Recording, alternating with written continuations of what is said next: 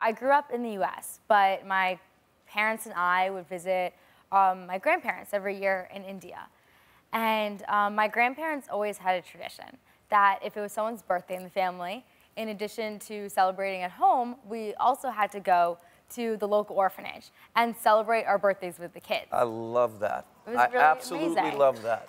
Absolutely amazing. And so it was very normal for me to go there every year and give gifts to the kids and feed them and read to them. But it was really when I was 9 that I actually was able to form connections with these kids and understand everything on a deeper level. So there was this girl there who was the same age that I was. And she was being teased by other girls at the orphanage because she didn't know her birthday and she didn't know her last name. And for me as a 9-year-old, that was very shocking. And when I asked her, why is it that, you don't know your birthday? She said to me, because my parents abandoned me on the side of the road as a baby. And I never grew up to know them, and I don't know much about myself. And it was, placing myself in her shoes. Sure. And really understanding what their lives meant of not being able to go to school, not being able to go to a doctor if they got sick, not having parents or anybody to love or be loved by.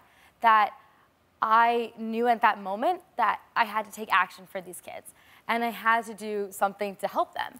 So that's when I went back to the US and I had my whole garage sale where I sold my toys. I got all of my friends to give me their toys too. So I sold all of theirs. How'd they feel about that? I don't know how their parents felt about it. But well, you didn't care. You were trying to make some money for those kids. Yeah, absolutely. I love it. Tell me about Empower Orphans. Yeah, so the goal of Empower Orphans is to provide vulnerable kids with a proper education and proper health care. So, it really expanded from helping these orphan kids to helping vulnerable kids, abused children.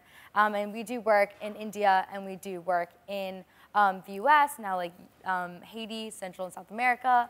But in terms of education, what we do is we try to give these kids access to libraries, computer labs, education fees. But what I think is the most effective is giving these kids and young women tangible skills that they can use and implement immediately.